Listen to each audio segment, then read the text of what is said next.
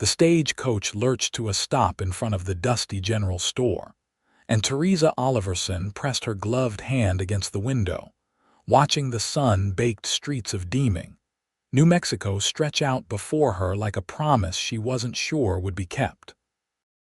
At 34 years old, she had traveled nearly 2,000 miles from Philadelphia with nothing but a worn carpetbag, her mother's pearls hidden in its lining, and a letter from a rancher named Gerald Hutchins, who had advertised for a mail-order bride with cooking skills and a sensible disposition.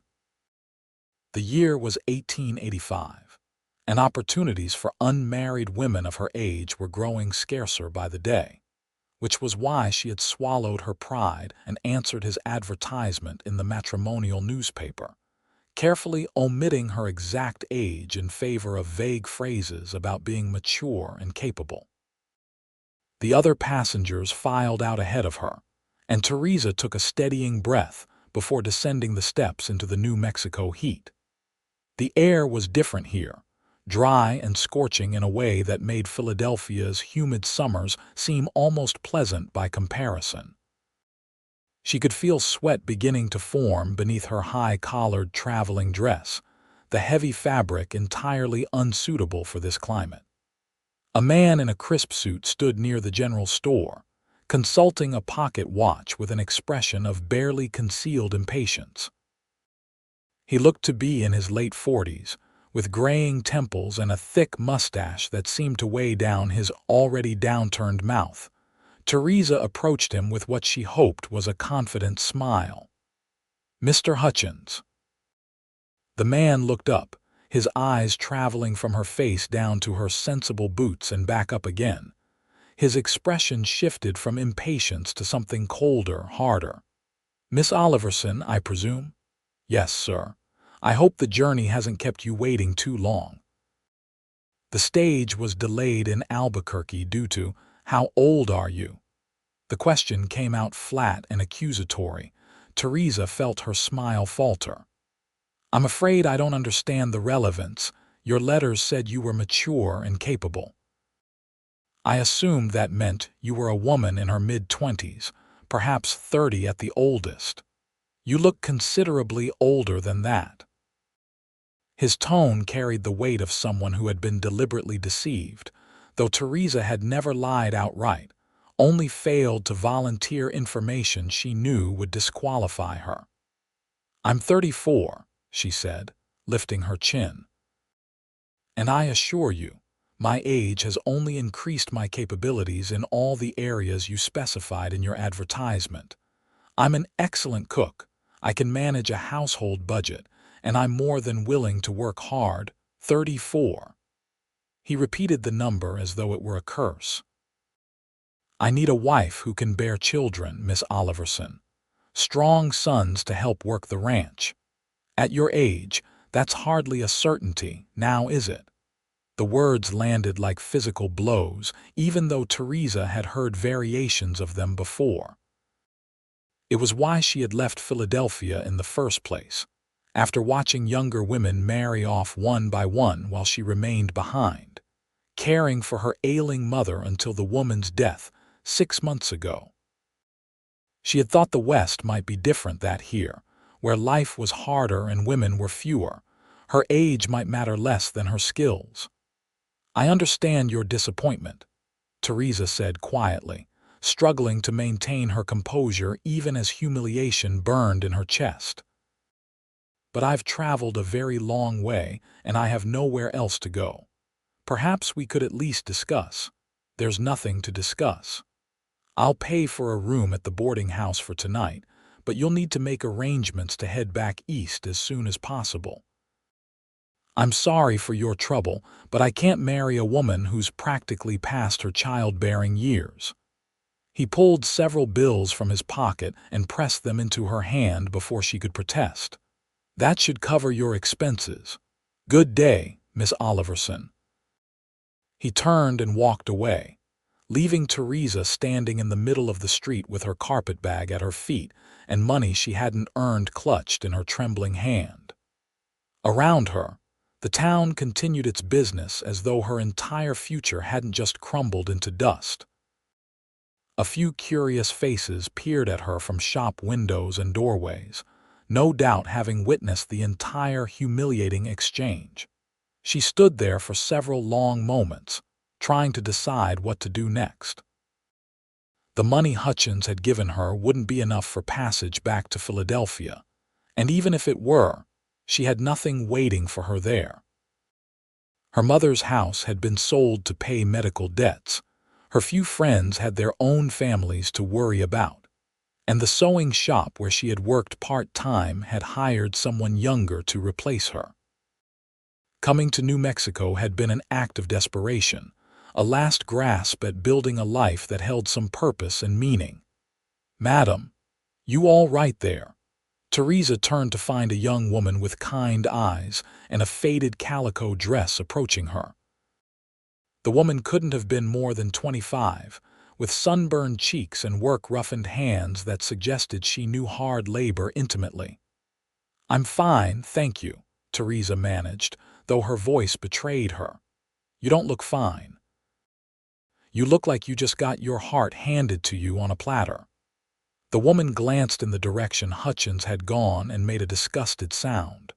"Let me guess, Gerald Hutchins." Theresa nodded mutely. "That man's been through 3 mail-order brides in the last 2 years.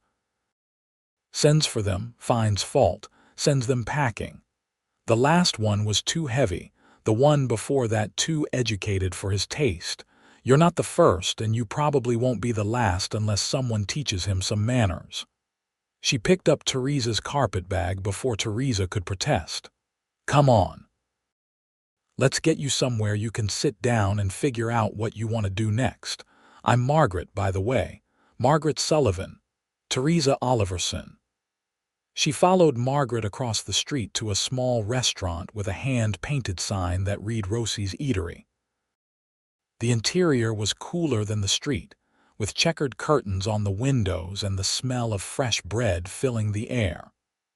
Margaret led her to a corner table and disappeared into the back, returning moments later with 2 glasses of water and a plate of sugar cookies.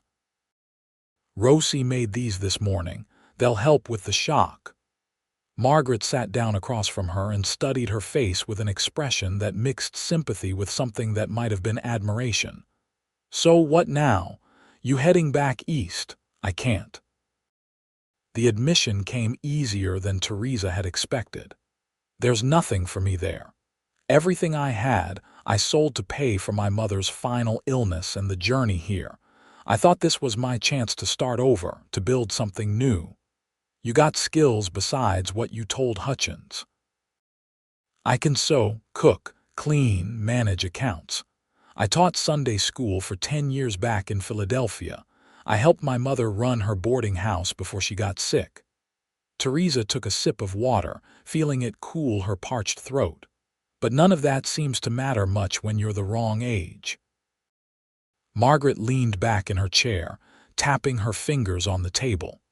"You know what I think? I think 34 isn't old at all. I think men like Hutchins are fools who wouldn't know a good thing if it bit them on the behind. And I think Deeming could use a woman with your experience, whether that's teaching or helping out at the church or any number of other things." "That's kind of you to say." "It's not kindness, it's truth. You stay here tonight, get some rest, and tomorrow we'll see about finding you some work. There's always someone needing help around here, and the railroad's bringing more people through every month.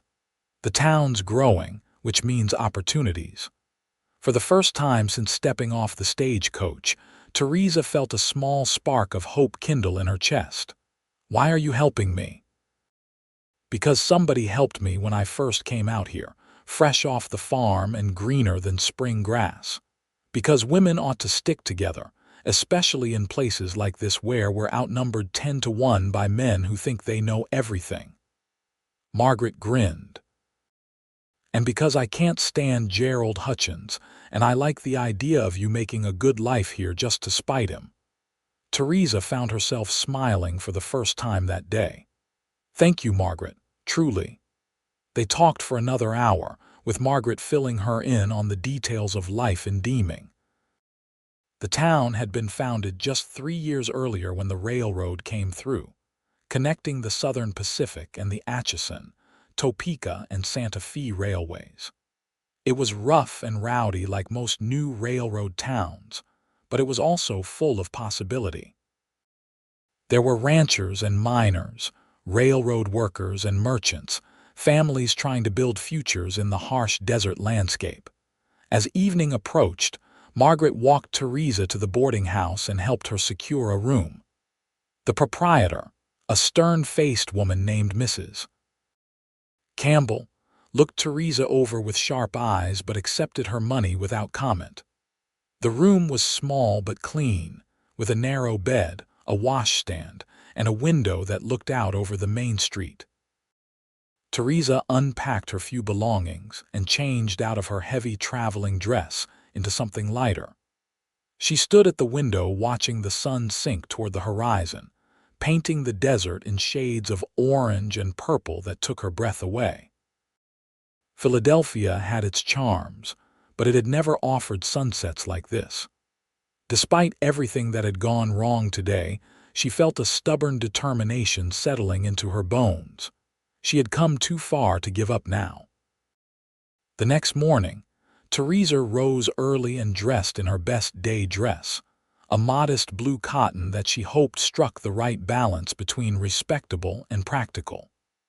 She pinned her dark hair up carefully, noticing the silver threads that had become more prominent over the past year. In the mirror, she saw a face marked by experience rather than youth, with fine lines around her eyes and mouth. They were honest lines, she told herself, earned through years of caring for others and making the best of difficult circumstances. Margaret met her at the restaurant for breakfast, bringing with her a list of potential opportunities she had compiled. Mrs. Henderson at the general store might need help with inventory and such. The church is always looking for Sunday school teachers. And I heard the new schoolhouse they're building might need a regular teacher, though I don't know if you have the qualifications for that. I have 2 years of normal school, Theresa said. I had planned to teach before my mother got sick and needed me at home. Well then, that's promising.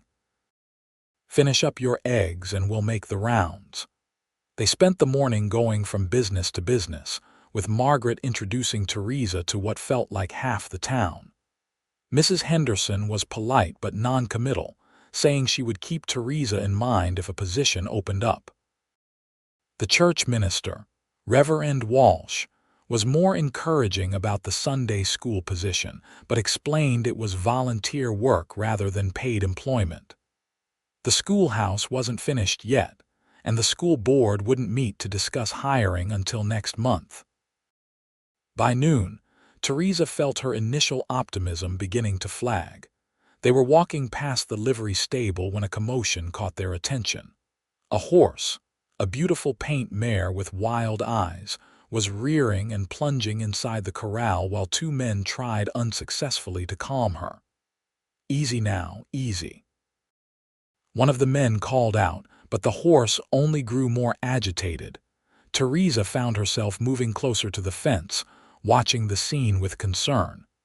The mare wasn't mean, she could see that. The horse was terrified, probably hurt or sick. She had helped her uncle with his horses growing up, before her family moved to Philadelphia, and she recognized the signs of an animal in distress. "She's favoring her left foreleg," Theresa called out. "I think she might have something lodged in her hoof." The men stopped their attempts at capture and looked at her with surprise. One of them, a barrel-chested man with a florid face, frowned. "What would you know about it?" Before Theresa could respond, a new voice cut through the air, calm and authoritative. "She might know plenty, Charlie." "Why don't you let her take a look?" Theresa turned to see a man emerging from the stable's dim interior. He was tall and lean, probably in his mid-30s, with sun-bronzed skin and dark hair that needed cutting.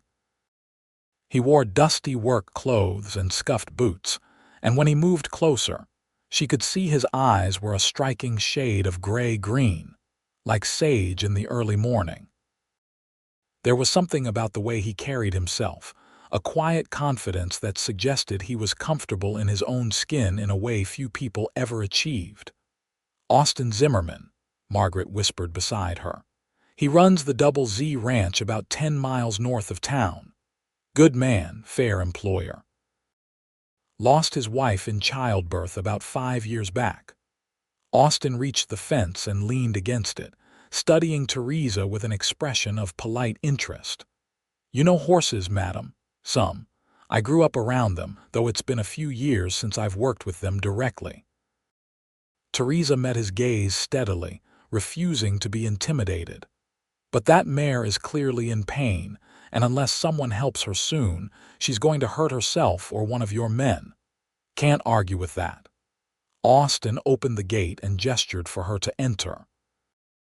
"You're welcome to try, if you've a mind to. Charlie here and Tom have been at it for an hour with no success." Theresa handed her reticule to Margaret and stepped into the corral, very aware of the eyes watching her. The mare had retreated to the far side of the enclosure and stood there trembling, head high and nostrils flaring. Theresa approached slowly, keeping her movements smooth and unthreatening. She began talking in a low, steady voice, the same tone she had used years ago when helping her Uncle gentle colts. "It's all right, sweetheart. Nobody's going to hurt you. I know you're scared and that leg hurts something awful, but we're going to fix it. Just let me get close enough to help." The mare's ears flicked forward, listening. Theresa kept talking, kept moving slowly closer. When she was within arm's reach, she extended her hand, letting the horse sniff her palm. The mare huffed out a breath, her muscles still tense but no longer poised to bolt. "Good girl. That's a good girl." Theresa ran her hand along the mare's neck, feeling the dampness of sweat-soaked hair. She continued the slow, gentle strokes until she felt some of the tension leave the horse's body. Then, carefully, she ran her hand down the mare's left foreleg, feeling for heat or swelling. The mare shifted but didn't pull away. Theresa lifted the hoof and the mare allowed it, though she trembled with the effort of standing on 3 legs. There, wedged deep in the frog of the hoof, was a sharp piece of metal, probably a nail or part of a broken horseshoe. "I need a hoof pick," Theresa called out, keeping her voice calm so as not to startle the horse. Austin was there in moments, pressing the tool into her free hand. Theresa worked carefully, knowing that pulling the metal free too quickly could cause more damage. She wiggled it gently, feeling for the angle of least resistance, and finally it came free.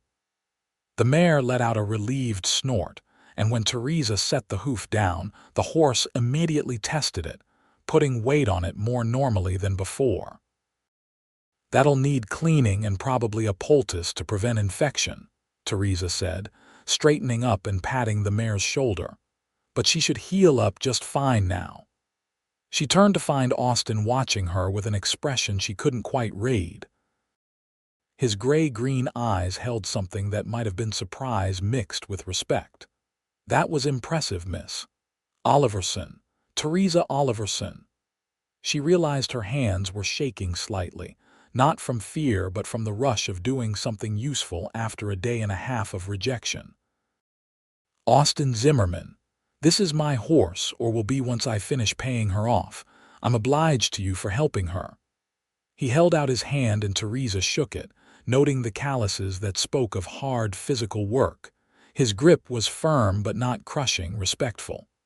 "I was happy to help." "She's a beautiful animal." "She is that." Austin continued to study her face, and Theresa felt suddenly self-conscious about her wind-mussed hair and the dust she could feel on her cheeks. "You new to Deeming, Miss Oliverson? I arrived yesterday." She wasn't sure how much to say, whether to admit the humiliating circumstances of her arrival. Margaret stepped forward before Theresa could continue.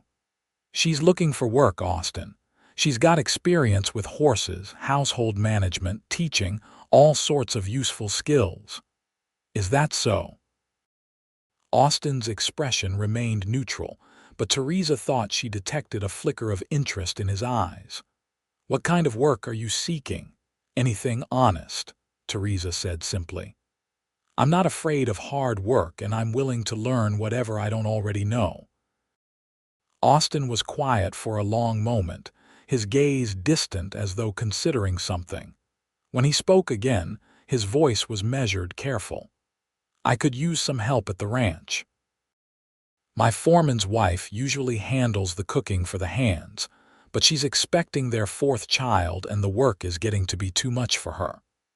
The pay wouldn't be much, but it would include room and board, and you'd have your own cabin separate from the main house and the bunkhouse."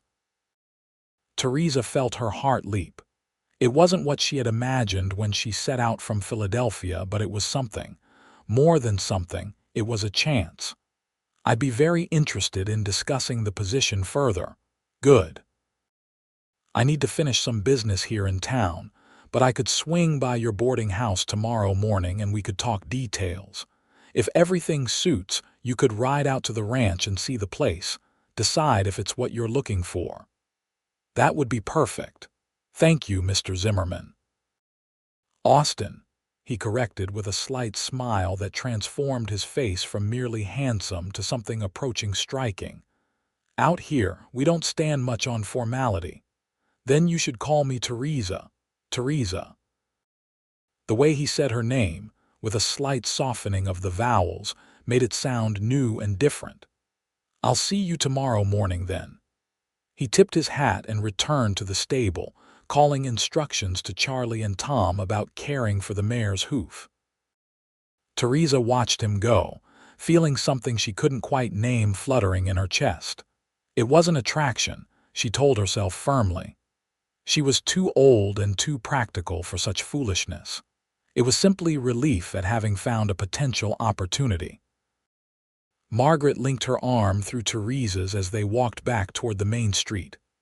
Well, that went better than expected." "It's just a job," Theresa protested. "Uh-huh, and Austin Zimmerman is just a rancher." Margaret's tone was knowing. "For what it's worth, I think you do well out at the Double Z. Austin's got a good reputation, treats his people fair, and the ranch is one of the most successful in the area. His wife died 5 years ago, like I said, and he's been alone ever since. Raises their daughter by himself, or tries to.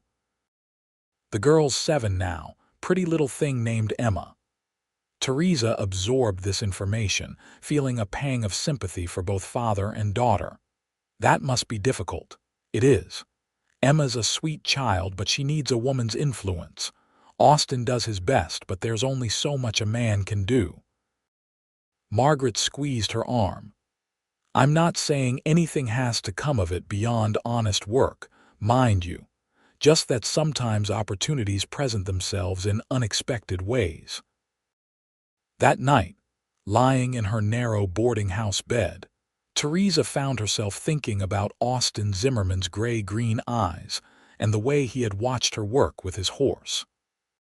She thought about a 7-year-old girl growing up without a mother, and a man trying to run a ranch while raising a daughter alone. She thought about what Margaret had said, about opportunities presenting themselves in unexpected ways. She also thought about Gerald Hutchins and his cutting words about her age. The encounter still stung, but perhaps he had done her a favor. If she had married him, she would have been stuck with a man who valued her only for her potential childbearing ability, who saw her as a means to an end rather than a person in her own right. At least with the job at the Double Z, if she got it, she would be valued for her actual skills and capabilities. Theresa fell asleep with the desert stars visible through her window, and the sound of distant piano music drifting up from one of the saloons down the street. Her dreams were filled with wide open spaces and horses running free across golden grasslands. The next morning, Austin arrived at the boarding house precisely at 9 o'clock, driving a sturdy wagon pulled by two well-matched bay horses. Theresa was waiting on the front porch, dressed in her most practical outfit and with her hair braided and pinned in a style that would withstand wind and dust. She had her carpet bag packed, just in case things went well and she ended up staying at the ranch. "Morning," Austin greeted her, climbing down from the wagon seat. In the daylight, she could see him more clearly. He had a strong, angular face with a straight nose and a mouth that looked like it smiled easily, though there was a sadness in his eyes that spoke of old grief. His hands, as he reached to help her into the wagon, were scarred and weathered from work. "Good morning. I hope I haven't kept you waiting." "Not at all. I appreciate punctuality." He secured her bag in the back of the wagon and climbed up beside her, taking the reins. "The ranch is about an hour's ride. I thought we could talk on the way, and then you can meet Emma and see the place before you make any decisions." As they rolled out of town, Austin explained the details of the position. He ran about 200 head of cattle on his ranch, with plans to expand now that the railroad made shipping beef more profitable. He had 5 hands working for him year-round, 6 during roundup and branding season. His foreman, Jack Murphy, had a wife named Caroline and 3 children with a 4th on the way. Caroline had been handling the cooking, but with her pregnancy advancing, it was becoming too much. "I need someone who can cook 3 solid meals a day for the hands. Nothing fancy but filling and nutritious. The work also includes keeping the cookhouse clean and managing the food supplies, placing orders when we need things from town. If you're willing and able, there might be some other tasks around the ranch that could use a woman's touch, but the cooking is the primary responsibility." "That sounds manageable," Theresa said. "What about your daughter? Would I be expected to help care for her as well?" Austin's expression softened when she mentioned Emma. "Emma's a good kid, pretty self-sufficient for her age. But she could use more time with a woman, someone to teach her things I can't. If you're willing to spend time with her, help her with her schoolwork and such, I'd be grateful. But it wouldn't be a requirement of the job, more of a favor. I'd be happy to help with Emma. I taught Sunday school for years, and I enjoy working with children." They rode in comfortable silence for a while, the wagon wheels crunching over the dusty road. The landscape around them was stark and beautiful, all muted greens and browns broken by stark rock formations and the occasional splash of wildflowers. Mountains rose in the distance, purple-blue against the morning sky. "Margaret mentioned you arrived on the stage 2 days ago," Austin said eventually. "What brought you to Deeming?" Theresa hesitated, then decided honesty was the best approach. "I came to marry Gerald Hutchins. We had corresponded and he had asked me to be his mail-order bride. When I arrived, he decided I wasn't suitable. Let me guess, he thought you were too old." "How did you know?" "Because that's exactly the kind of fool thing Gerald would do. He's been looking for a perfect woman who exists only in his imagination, someone young and pretty and docile who'll give him sons and never talk back." Austin's tone was disgusted. "He doesn't want a partner, he wants a servant who happens to share his bed.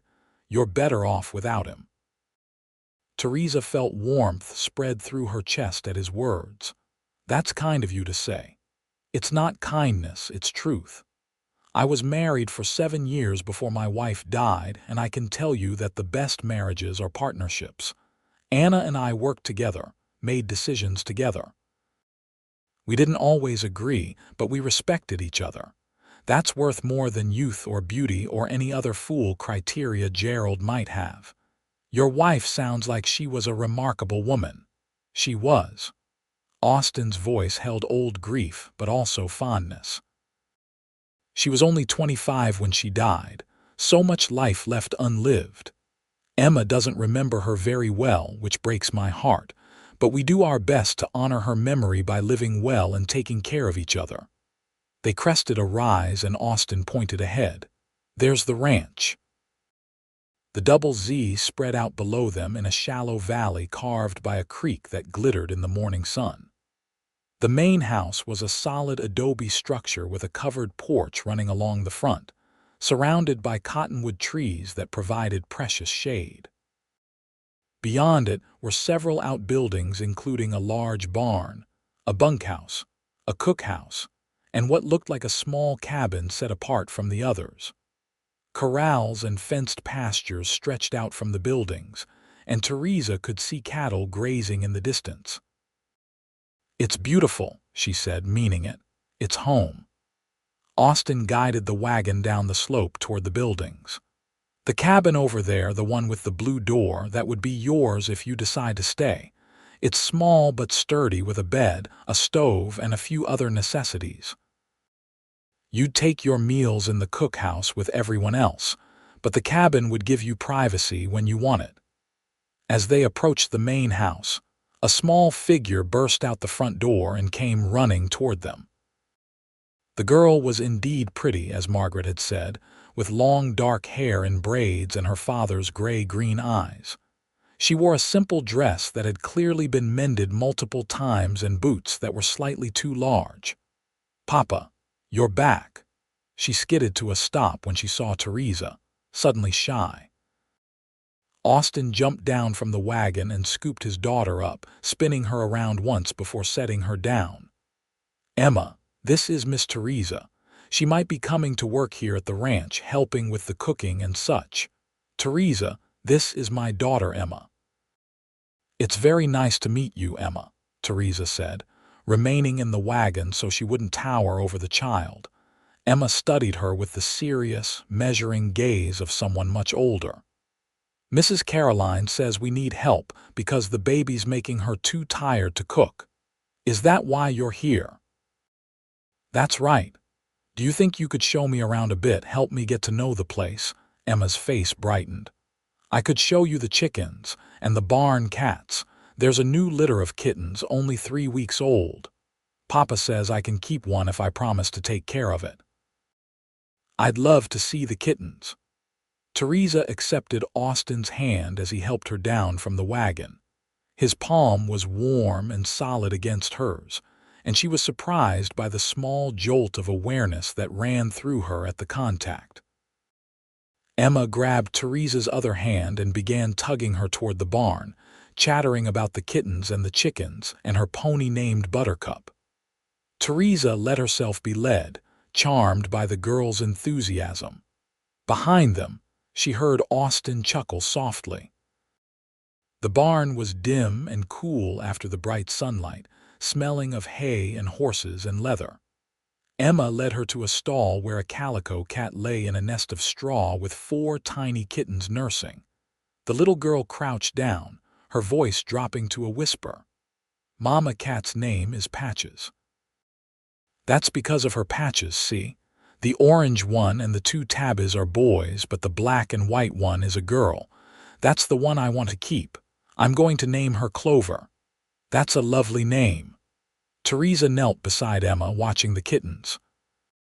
She was aware of Austin leaning against the stall door, observing them with an unreadable expression.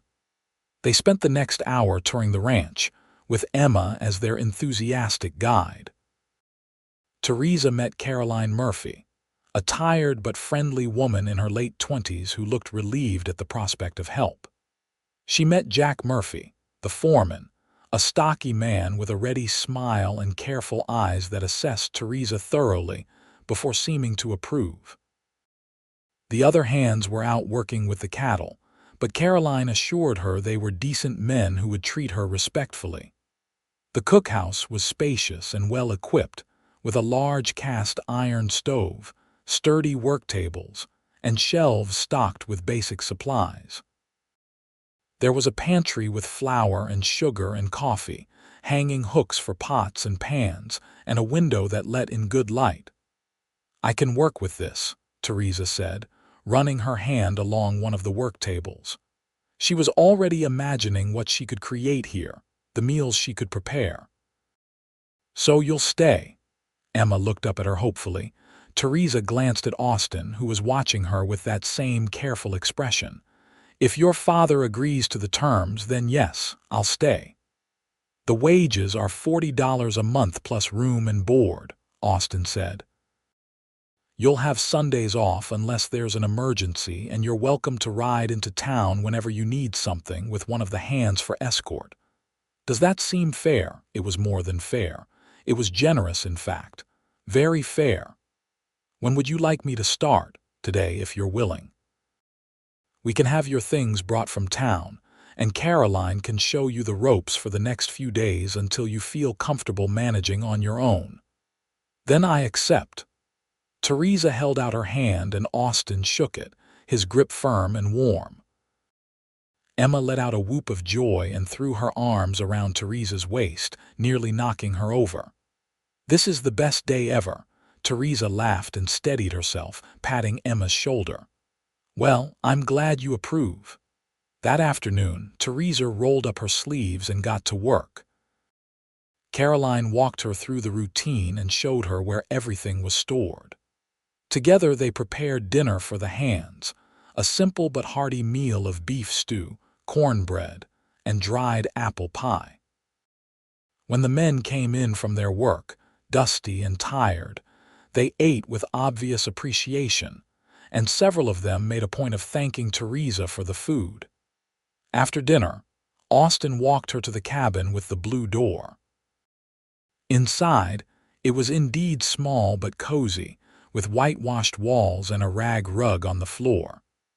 The bed had a simple quilt folded at the foot, and there was a small table with 2 chairs, a chest for clothes, and a potbelly stove in the corner. "If you need anything at all, you just let me know," Austin said, standing in the doorway with his hat in his hands. "I want you to feel safe and comfortable here."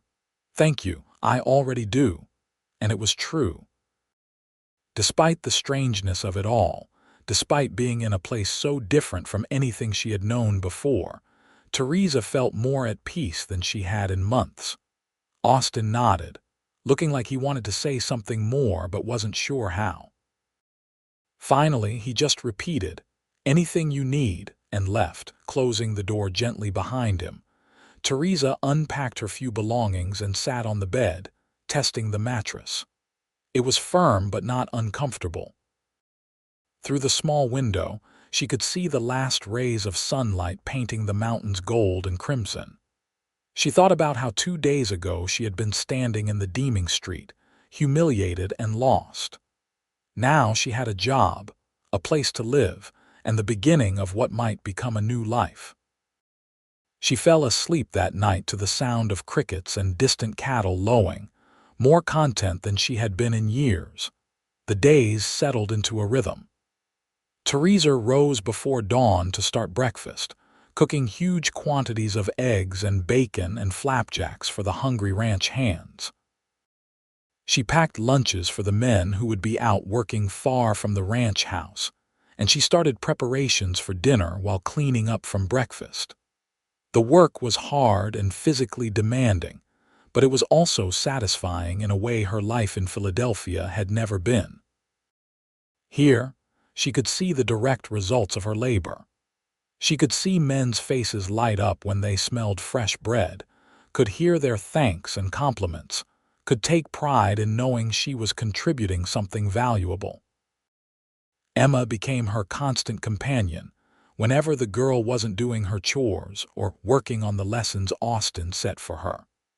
The child was hungry for female attention, and Theresa found herself filling a role she had never expected to play. She taught Emma how to braid her hair properly, how to mend clothes with tiny, nearly invisible stitches, how to make sugar cookies shaped like stars. In return, Emma showed her the secret places on the ranch, the best spots to watch the sunset, where the wild roses grew along the creek. Austin himself was a puzzle. He was unfailingly polite and respectful, but he kept a certain distance, as though afraid to presume too much. He often joined them for dinner, sitting at the table in the cookhouse with his hands and Emma, discussing the day's work and the ranch's business. Theresa found herself looking forward to these meals, to the sound of his voice and the occasional smile he directed her way. He had a dry sense of humor that caught her off guard and made her laugh, and he listened when she talked about her day with genuine interest. 3 weeks into her employment, a situation arose that changed the careful dynamic they had established. Theresa was in the cookhouse preparing chicken and dumplings when Emma came running in, her face flushed with excitement. "Miss Theresa, Papa says we're going to drive cattle to the far pasture tomorrow, and I can come if you'll come too. Please say yes." Theresa looked up from rolling out dumpling dough. "I don't know anything about driving cattle, sweetheart. You don't have to do anything with the cows. You just ride along and bring the lunch and keep me company. Papa says the hands can manage cold food for breakfast and dinner one day. Please." It was hard to resist Emma's pleading eyes. "Let me talk to your father first." Austin was in the barn, checking over saddles and tack. He looked up when Theresa entered, and she saw pleasure cross his face before he schooled it to polite interest. "Something I can help you with. Emma says you're planning a cattle drive tomorrow, and she wants me to come along." Theresa leaned against a stall door, wiping flour from her hands with her apron.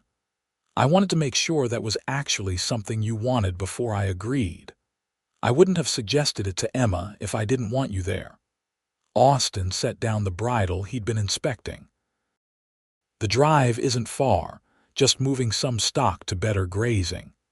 But we'll be gone from sun up to late afternoon, and I thought it might be good for Emma to come along, see how the ranch really works. And I thought you might like a break from the cookhouse, a chance to see more of the land." "I'd like that very much," Theresa admitted. "Though I should warn you, it's been years since I've ridden a horse. I've got a gentle mare that'll suit you just fine. Rosie's as calm as they come, won't give you any trouble." He paused, then added quietly, "I like when you spend time with Emma.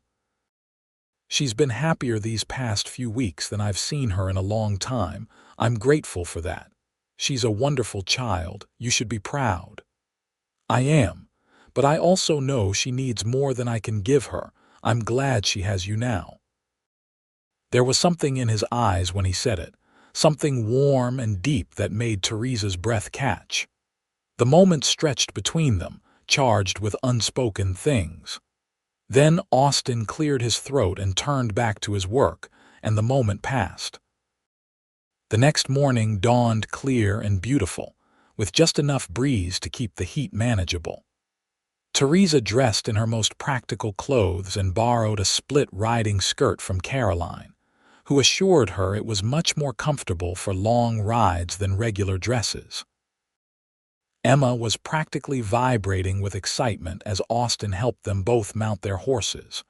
Rosie was indeed a gentle mare, patient with Theresa's rusty riding skills. It took a few minutes for Theresa to remember how to sit properly, how to hold the reins, but muscle memory gradually returned. Soon they were riding out with the small group, Austin at the lead and Emma between Theresa and one of the hands, a young man named Peter who watched over the girl with careful attention. The cattle drive was nothing like Theresa had imagined. It was dusty and noisy, with the hands calling out to each other and to the cattle, keeping the herd moving in the right direction. But it was also beautiful, watching the way the men worked together with practiced efficiency, the way Austin sat his horse with casual grace, completely at home in this element. They stopped for lunch by a small spring where cottonwoods provided welcome shade. Theresa unpacked the food she had prepared, cold fried chicken and biscuits and pickles, with molasses cookies for dessert.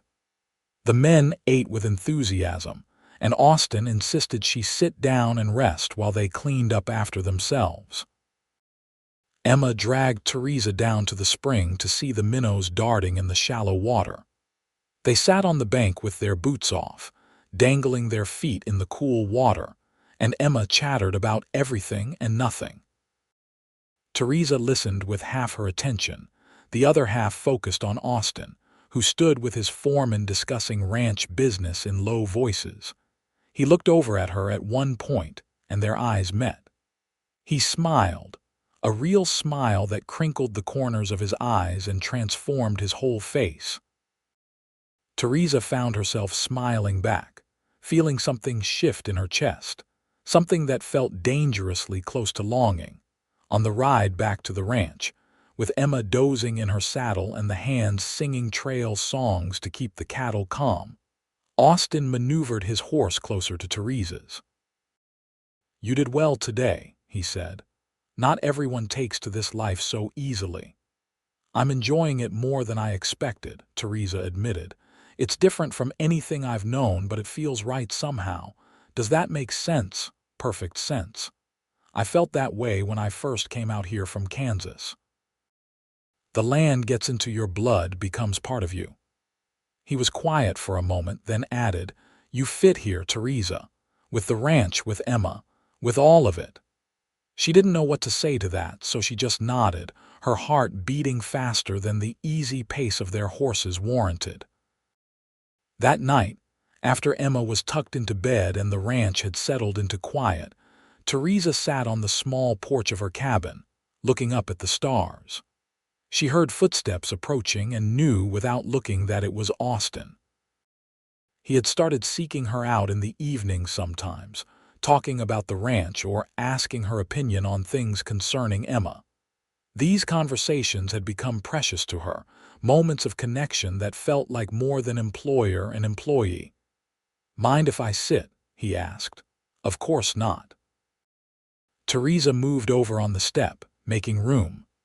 Austin settled beside her, close enough that she could feel the warmth of his body in the cool night air. "Emma talked about today for an hour before she finally fell asleep," he said with a chuckle. "I think it's the most exciting thing that's happened to her in months. She's a special child. You're raising her well. I'm trying. But there's so much I don't know about raising a daughter, so many things Anna would have taught her that I can't." He ran a hand through his hair, a gesture of frustration. "Sometimes I feel like I'm failing her." "You're not failing her," Theresa said firmly. "She's happy and healthy and kind. She knows she's loved. That's what matters most." Austin turned to look at her, his face half in shadow. "Can I tell you something? When you arrived that day at the livery, when I saw you gentle that mare, I knew right then that you were something special. It wasn't just your skill with the horse. It was the kindness in your voice, the patience, the respect you showed for a frightened animal. I thought, this is someone who sees the worth in things others might overlook." Theresa's throat felt tight. "Gerald Hutchins thought I was worthless because of my age. Gerald Hutchins is a fool who wouldn't recognize worth if it hit him in the face." Austin shifted closer, his voice dropping lower. "Your age doesn't make you less valuable, Theresa. If anything, it makes you more so. You've lived, you've experienced things, you've developed depth and wisdom that youth can't match. When I look at you, I don't see someone past her prime. I see someone in the fullness of life, someone who knows who she is and what she's capable of." Austin. She wasn't sure what she wanted to say, only that his words were touching something deep inside her, something she had thought was dead. "I hired you to cook," he continued, his gray-green eyes intense in the starlight. "But what I've found is so much more than that. Emma adores you. The hands respect you. The ranch runs smoother with you here, and I—" He paused, seeming to gather courage. "I find myself thinking about you at the oddest times, wondering what you're doing, what you're thinking. Looking forward to dinner not because I'm hungry but because I'll get to sit across from you and talk." "I think about you too," Theresa whispered. "More than I should, probably. You're my employer, and I don't want to presume. What if I want you to presume?" Austin reached out and took her hand, his fingers lacing with hers. "What if I told you that having you here has made me feel alive again for the first time in 5 years? That you're exactly what I need, Exactly what Emma needs, exactly what this ranch needs. Theresa looked down at their joined hands, her heart pounding so hard she was sure he must hear it. "I'm 34 years old, Austin. I'm not sure I can give you more children. I may be past that." "I don't care." His voice was fierce. "I have Emma, and she's more than enough. If we're blessed with more children, that would be wonderful, but if not, that's fine too. What I want is a partner, someone to share my life with. Someone who loves my daughter and understands this land and isn't afraid of hard work. Someone who makes me laugh and challenges me and fits into my life like she was always meant to be there." "That sounds like me," Theresa said, hardly daring to believe what she was hearing. "That's because it is you. You're exactly what I need, Theresa. The question is, am I what you need?" She turned to face him fully, seeing the vulnerability in his expression, the fear of rejection. This strong, capable man was afraid she would say no. The realization filled her with tenderness and something deeper, something that felt like love beginning to bloom. "Yes," she said simply. "Yes, you are." Austin's face broke into a wide smile, and then he was pulling her closer, and she was leaning in, and their lips met in a kiss that was gentle and searching and full of promise. Theresa felt tears prick her eyes as she kissed him back, pouring all her loneliness and hope and growing love into the contact. When they finally pulled apart, both of them were breathing hard. "I should probably court you properly," Austin said, resting his forehead against hers. "Take you to church socials, bring you flowers, all those things a man is supposed to do." "We can do those things too," Theresa agreed. "But I think we've already been courting in a way. These past weeks, getting to know each other, spending time together, that counts for something." "It counts for everything." He kissed her again, softer this time. "I love you, Theresa. I know it's soon, but I've learned not to waste time. Life's too short and too precious. I love you, and I want to marry you if you'll have me." "I love you too," Theresa said, the words feeling right and true. "And yes, I'll marry you. Yes." They sat on the cabin steps for hours, talking about everything and nothing, making plans and dreaming dreams.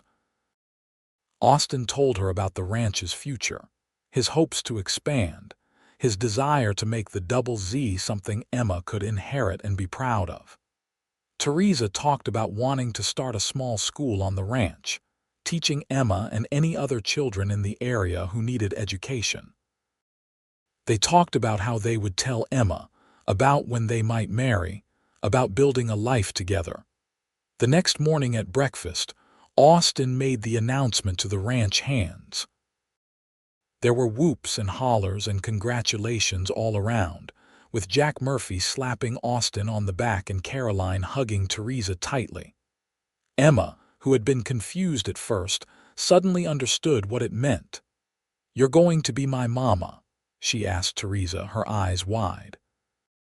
"If that's all right with you," Theresa said, crouching down to Emma's level. "I could never replace your real mama, Emma. She'll always be your first mama and she'll always be special. But I love you very much, and I'd be honored to be your second mama if you'll let me." Emma thought about this for a moment, her face serious. Then she threw her arms around Theresa's neck. "I'd like that. I'd like that a lot." They decided to marry quickly, seeing no reason to wait. Austin rode into Deeming and made arrangements with Reverend Walsh for a small ceremony the following Sunday. Theresa wrote letters to her few remaining friends in Philadelphia, telling them about her incredible good fortune. Margaret was delighted when she heard the news and insisted on helping Theresa make a new dress for the wedding. The ceremony was simple but beautiful, held in the small church with Emma standing beside them holding a bouquet of wildflowers. Theresa wore a dress of deep blue cotton that brought out her eyes, with her mother's pearls at her throat. Austin wore his best suit and looked so handsome that Theresa felt her breath catch when she saw him waiting at the altar. Reverend Walsh spoke about the sacred nature of marriage, about partnership and love and commitment.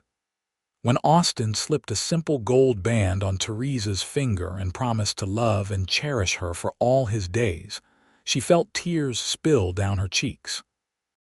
When she made her own promises, her voice was steady and sure. "I now pronounce you husband and wife," Reverend Walsh intoned. "Austin, you may kiss your bride."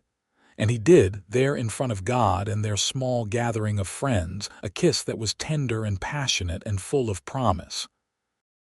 Emma cheered, and everyone laughed, and Theresa felt happier than she had ever imagined possible. The reception was held at the ranch, with tables set up outside under the cottonwoods. Margaret and some of the other women from town had helped prepare food, and there was music and dancing. Theresa danced with Austin, with Jack Murphy, with several of the ranch hands, and finally with Emma, spinning the little girl around until they were both dizzy and laughing. As the sun began to set, painting the sky in brilliant shades of orange and pink and purple, Austin pulled Theresa away from the party. They walked down to the creek, their hands linked, and stood watching the water flow past. "Happy?" Austin asked. "Incredibly happy." Theresa leaned into his side, feeling his arm come around her waist. "3 months ago, I was standing in the street in Deeming, thinking my life was over. And now you're exactly where you're meant to be." Austin turned her to face him, his hands cupping her face. "You're the best thing that's happened to me since Emma was born, Theresa. You've brought light back into my life, into our home. I'm going to spend every day making sure you never regret choosing me. I could never regret it." She kissed him, long and deep, and felt his arms tighten around her. "You saw me when others didn't. You valued me when others dismissed me. You said I was exactly what you needed, but Austin, you're exactly what I needed too." They returned to the party hand in hand, and the celebration continued until the stars came out. Emma eventually fell asleep on a blanket, and Austin carried her to bed. When he returned, he and Theresa stood together on the porch of the main house, looking out at their land, their ranch, their future. "Ready to start our life together?" Austin asked. "More than ready," Theresa replied. They went inside together, closing the door on their old lives and opening the door to everything new and wonderful that awaited them. The months that followed were among the happiest of Theresa's life. She moved into the main house, sharing Austin's room and his bed, waking up each morning to the warmth of his body beside her. Their marriage was everything she had hoped for and more. Austin was a thoughtful, passionate husband who treated her as an equal partner in all things. They discussed ranch business over breakfast, made decisions together, supported each other through challenges. Emma bloomed under the love and attention of having a mother figure. Theresa taught her reading and arithmetic, history and geography, using materials she ordered from catalogs. She taught her how to cook and sew, how to tend a garden and preserve food for winter. But she also made sure Emma learned ranch skills from her father, how to ride well and rope and handle cattle. Theresa believed a woman should be capable in all areas of life, not limited by artificial constraints of what was considered feminine. The ranch prospered. With Theresa managing the household and cookhouse so efficiently, Austin had more time to focus on expanding the herd and improving the land. They brought in a few more hands and started breeding horses as well as cattle.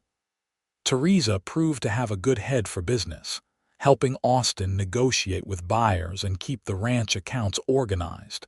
6 months after their wedding, Theresa realized her monthly courses were late. She waited another month before saying anything to Austin, not wanting to raise hopes that might be disappointed. But when the 2nd month passed with no sign of bleeding, she finally told him. "Are you sure?" Austin asked, his hand pressed against her still flat belly, wonder in his eyes. "As sure as I can be without seeing a doctor, I know it's unlikely at my age, but it's not unlikely. It's a blessing." He pulled her into his arms, holding her so tightly she could barely breathe. "A blessing I thought we'd never have. You've already given me so much, and now this." "I'm scared," Theresa admitted. "I'm 35, Austin. That's old to be having a first baby. There are risks. We'll be careful. We'll get the best doctor and you'll take things easy. We have plenty of help around here." He pulled back to look at her, his expression fierce with love and protectiveness. "You're strong, Theresa. You can do this. We can do this." And they did. Theresa continued her work through the pregnancy, though Austin insisted she take on less physically demanding tasks as her belly grew. Emma was thrilled at the prospect of becoming a big sister and spent hours planning all the things she would teach the baby. The ranch hands were respectfully congratulatory, and Caroline offered advice based on her own 4 pregnancies. The birth was hard, as Theresa had feared. It was a long labor that lasted through a full day and night, with Austin pacing outside the bedroom and Emma hiding in the barn, scared by her stepmother's cries of pain. But when dawn broke on the second day, the sound of a baby's cry filled the house, strong and healthy and perfect. "It's a boy," the doctor announced, placing the cleaned and wrapped infant in Theresa's arms. "A fine, healthy boy." Austin was ushered in, his face pale with worry until he saw Theresa sitting up in bed, exhausted but smiling with their son in her arms. He crossed the room in 3 strides and sank to his knees beside the bed, looking at the tiny face with an expression of absolute wonder. "He's perfect," Austin whispered. "You're perfect. Thank you, Theresa. Thank you for this gift. What should we name him?" Theresa asked, tracing her finger along the baby's soft cheek. "I was thinking Thomas, after your father, Thomas Zimmerman." Austin looked at her hopefully. "If that suits you." "It suits me perfectly." Theresa felt tears slide down her cheeks, tears of joy and relief and overwhelming love. Emma was allowed in to meet her baby brother, and she was surprisingly gentle for an 8-year-old, carefully touching his tiny hand and marveling at his miniature fingernails. "He's so small," she said in wonder. "Was I ever that small?" "You were," Austin confirmed. "And your mama would be so proud of you, Emma. Proud of the big sister you're going to be." They settled into a new rhythm as a family of 4. Theresa nursed Thomas and tended to his needs, but she had plenty of help from Emma and from Caroline. Austin was a devoted father, often found holding his son and talking to him about the ranch, about cattle and horses, and all the things they would do together when Thomas was older. When Thomas was 3 months old, Theresa felt well enough to resume most of her normal activities. She would work in the cookhouse with Thomas sleeping in a cradle nearby, or strapped to her back in a sling she fashioned from soft cotton. The ranch hands were all a little in love with the baby, taking turns holding him and making faces to coax out his gummy smiles. One evening, as Theresa sat on the porch nursing Thomas while watching Emma practice her roping on a fence post, Austin came and sat beside her. He put his arm around her shoulders and pulled her close, and they sat in comfortable silence for a while. "Do you ever think about what your life would have been like if Gerald Hutchins had married you?" Austin asked eventually. Theresa considered the question. "Sometimes. I think I would have been miserable. He wanted someone to use, not someone to love. I would have been trapped in a loveless marriage, valued only for what I could produce for him." "I'm glad he was a fool," Austin said, "because his loss was my gain. You're the best thing that ever happened to me, Theresa. You and Emma and now Thomas. You've made my life complete in ways I didn't even know were possible." "You did the same for me," Theresa said softly. "That day at the livery when you let me help with your mare, when you didn't dismiss me or judge me for my age, you gave me back my sense of worth." And then you gave me love and family and purpose. You're exactly what I needed, Austin Zimmerman. Exactly what I needed. And you're exactly what I needed, he replied, kissing her temple. My perfect partner, my love, my wife. Thomas made a small sound and released her breast, milk-drunk and sleepy. Theresa adjusted her clothing and shifted the baby to her shoulder, patting his back until he burped. Emma came running over to show them how she had successfully roped the fence post 5 times in a row, and Austin praised her skill enthusiastically. As the sun set over the New Mexico desert, painting everything in shades of gold and crimson, Theresa looked around at her family and felt profound gratitude wash over her. She thought about the journey that had brought her here, about the rejection and humiliation that had felt like the end of the world at the time.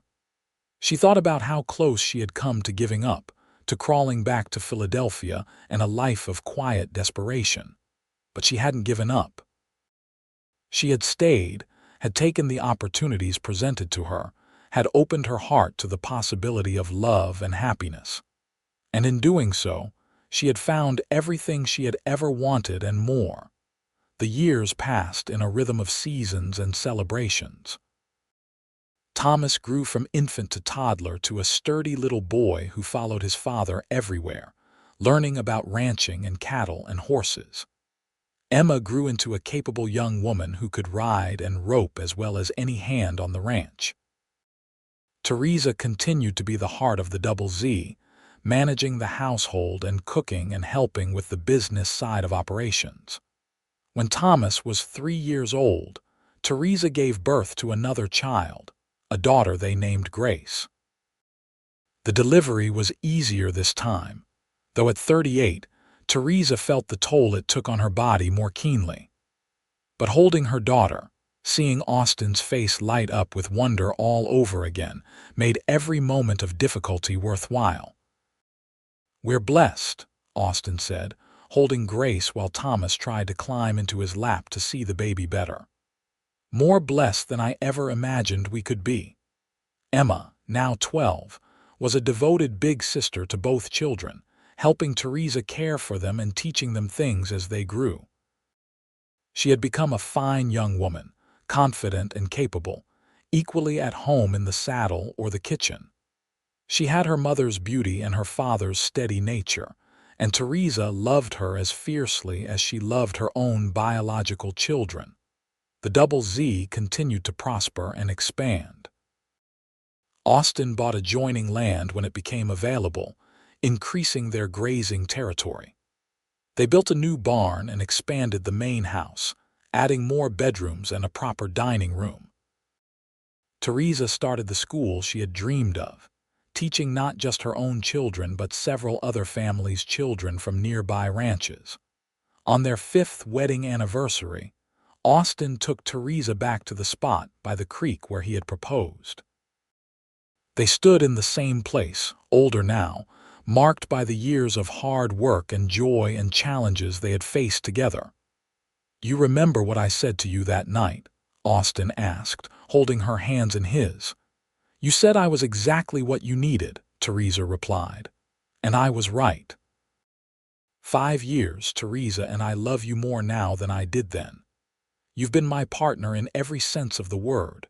You've given me children, helped me build this ranch into something remarkable, loved Emma like your own.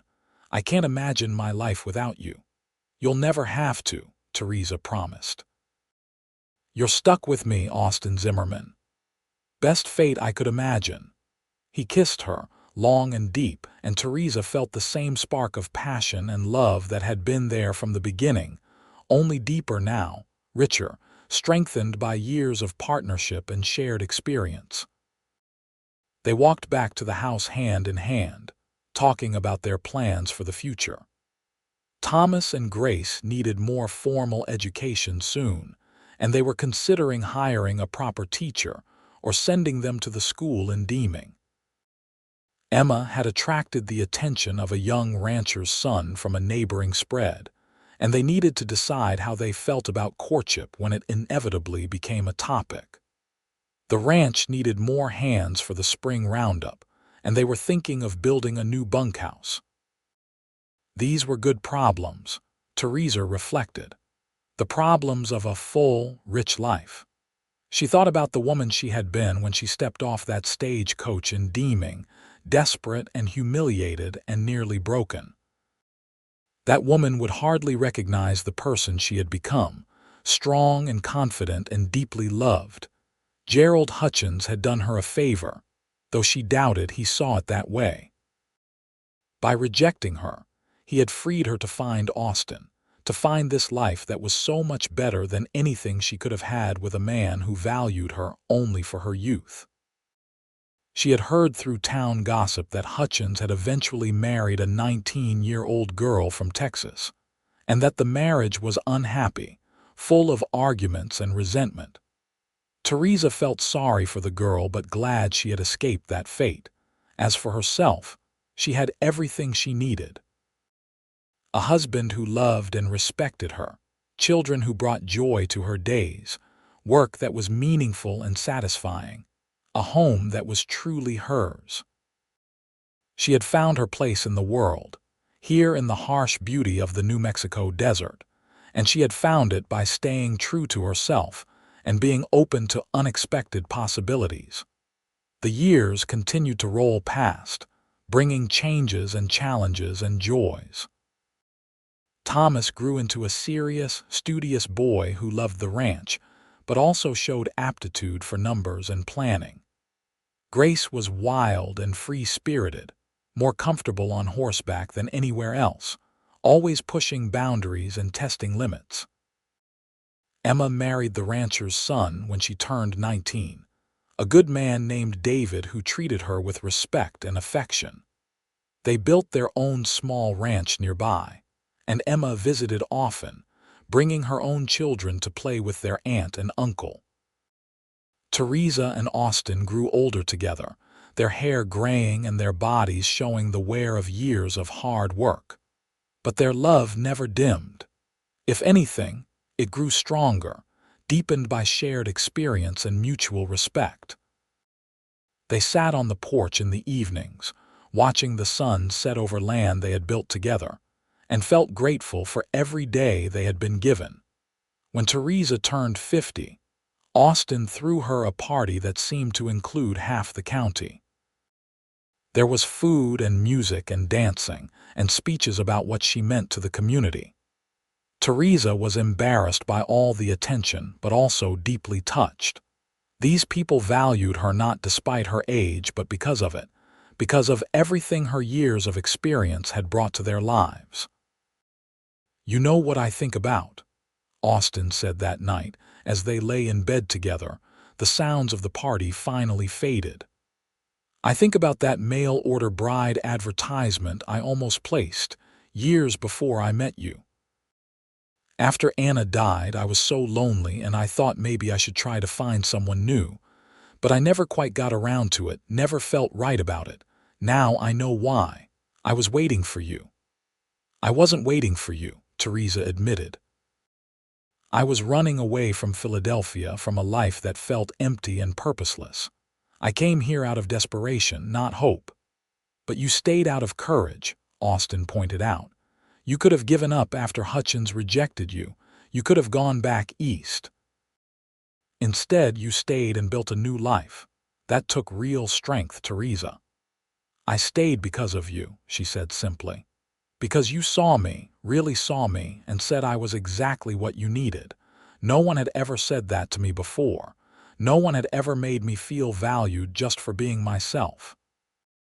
"You are valued," Austin said, pulling her closer.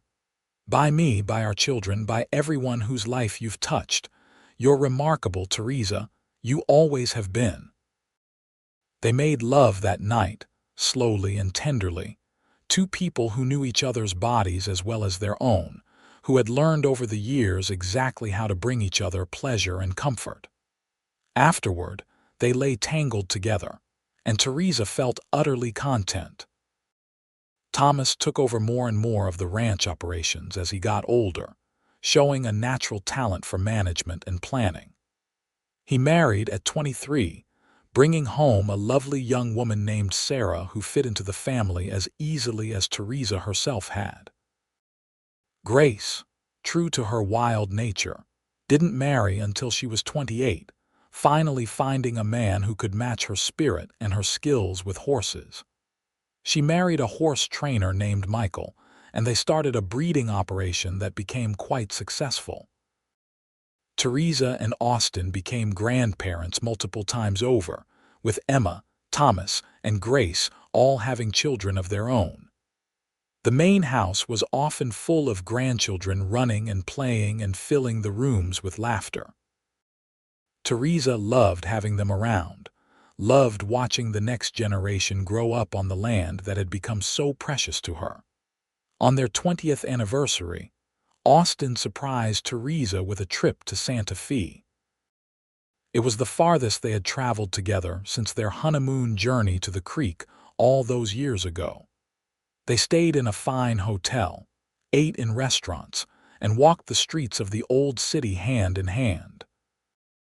It was a wonderful adventure, but Theresa found herself missing the ranch, missing the wide open spaces and the familiar rhythms of their life there.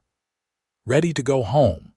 Austin asked on their last night in Santa Fe, and Theresa nodded enthusiastically. "More than ready. This has been wonderful, but home is where I want to be." "Home is where you are," Austin said. "That's something I learned 20 years ago, and it's still true today. You're my home, Theresa. You always will be." They returned to the Double Z to find everything running smoothly under Thomas's capable management. The ranch had grown into one of the most successful operations in southern New Mexico, known for quality cattle and horses and for fair treatment of workers. The Zimmerman name was respected throughout the territory, and much of that respect came from Theresa's influence, from the way she had instilled values of hard work, honesty, and compassion in her family. As Theresa entered her 60s, she gradually stepped back from the heaviest work, letting younger people take over the cooking and daily management. But she remained the heart of the family, the person everyone came to for advice and comfort and wisdom. She taught the grandchildren to read and do sums, told them stories about Philadelphia and the journey that had brought her to New Mexico, made sure they understood how lucky they were to have the life they did. Austin remained strong and active well into his 60s, still riding out with the hands and overseeing operations. But eventually, he too began to slow down, content to let Thomas handle most of the day-to-day work. He and Theresa spent more time together, taking slow walks around the property, sitting on the porch watching the sunsets, talking about their lives and their memories. "You have any regrets?" Theresa asked him one evening as they sat watching their grandchildren play in the yard. "Not a single one," Austin said firmly. "Well, maybe one. I regret that I didn't meet you sooner, that we didn't have even more years together, but I'm grateful for every day we've had." "Me too," Theresa agreed. "When I think about what my life could have been, should have been by any reasonable expectation, I'm amazed by what we built instead. All of this, everything we have, it came from your willingness to see past my age to who I really was." "You were exactly what I needed," Austin repeated, the phrase that had become something of a motto between them over the years. "And you still are." They celebrated their 25th anniversary surrounded by children and grandchildren, with friends from all over the territory coming to join the festivities. It was a joyous occasion, full of laughter and love and gratitude for the life they had built together. Theresa looked around at all the faces, at the family that had grown from her marriage to Austin, and felt overwhelmed by blessing. That night, as they prepared for bed, Austin took both her hands in his. "Thank you," he said simply. "Thank you for saying yes 25 years ago. Thank you for loving me and Emma and building this life with me. Thank you for being exactly what I needed, even when I didn't know what that was." "Thank you for seeing me," Theresa replied, tears streaming down her face. "Thank you for valuing me when others didn't. Thank you for showing me that age is just a number, that worth isn't measured in years but in character and love, and all the things we give to each other and to the world." They held each other that night, two people who had found each other against all odds and built something beautiful together. In the morning, they would wake up to another day on the ranch they loved, surrounded by the family they had created. But for now, in this moment, they simply held each other and felt grateful for the miracle of their love. The years continued to pass, gentler now as both Theresa and Austin aged. They celebrated their 30th anniversary, then their 35th. They watched grandchildren grow up and marry and have children of their own, making them great-grandparents. The Double Z remained strong under Thomas's leadership, expanding and adapting to the changing times as the wild frontier gradually became more settled and civilized. Theresa never forgot where she had come from, never forgot the woman who had stepped off the stagecoach in Deeming, rejected and humiliated and nearly broken. She told that story to her grandchildren and great-grandchildren, making sure they understood that worth wasn't determined by youth or beauty or any other superficial quality. She wanted them to know that life could change in an instant, that opportunity could come from the most unlikely sources, that love could bloom at any age. On their 40th anniversary, Austin was 76 and Theresa was 74. They were both slowed by age now, their bodies marked by decades of hard work and desert sun. But their minds remained sharp, and their love burned as bright as ever. They sat on the porch of the house they had shared for 4 decades, holding hands and watching yet another spectacular New Mexico sunset. "You know what I think," Austin said, his voice a little creaky with age but still warm. "I think Gerald Hutchins did us both a favor that day he rejected you." "I've thought the same thing many times," Theresa admitted. "If he had married me, I would never have found you. I would never have had this life, this family, this love. His foolishness was our blessing." "His loss was my gain," Austin said, echoing words he had spoken 40 years ago. "You were exactly what I needed then, and you're still exactly what I need now. I love you, Theresa Zimmerman. I've loved you for 40 years, and I'll love you for however many more we're given. And I love you, Austin Zimmerman. You gave me everything I never knew I was looking for. You gave me purpose and family and love. You made me feel valued and cherished and seen. You're exactly what I needed too." They sat in comfortable silence as the sun sank below the horizon, painting the sky in those brilliant shades of orange and purple and pink that still took Theresa's breath away after all these years. Around them, the ranch hummed with life, with cattle lowing and horses nickering and the sound of voices calling goodnight. This was home, this was family, this was the life they had built together from nothing but faith and courage and love. As darkness fell and the stars began to appear in the vast New Mexico sky, Theresa leaned against her husband's shoulder and felt complete. She had been rejected for her age, dismissed and humiliated and sent away. But then a cowboy had looked at her and said words that changed everything. "You're exactly what I need."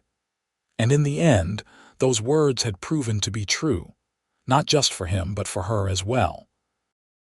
They had been exactly what each other needed, and together they had built a legacy of love and family that would endure for generations. It was more than Theresa had ever dreamed possible during those dark days after her rejection. It was everything she could have hoped for and more. As they sat there together, two people who had found each other against all odds and built something beautiful through decades of partnership and love, Theresa felt profound gratitude wash over her one final time. This was what happiness looked like.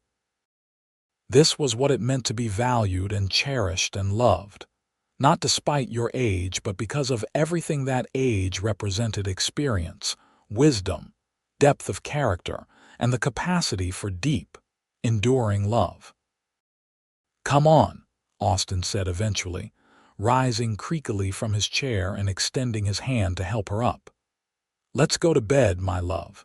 Tomorrow's a new day and we'll face it together, just like we've faced every day for the past 40 years.